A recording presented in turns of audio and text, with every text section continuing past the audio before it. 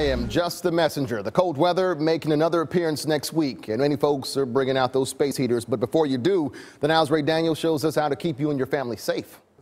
You need to check for the cords, make sure that they don't have any cracks, and just check the unit itself and make sure there's no damage. Space heaters are the hot commodity right now with the winter season among us, but there are risks. When they catch on fire, I mean, it depends on what actually catches, but if it happens, it can happen really fast, and if they're left unattended, who knows how long it's going to be left to burn and how much damage is going to be sustained.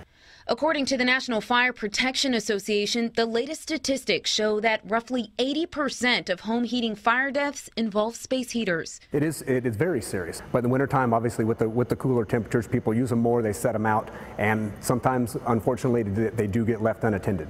So what types of heaters should you look for? Generally, the electric space heaters are the most common, and they're also the safest space heaters to use in the home. Now be sure to choose a unit that is listed or labeled by a nationally recognized laboratory. It's one that meets minimum safety requirements.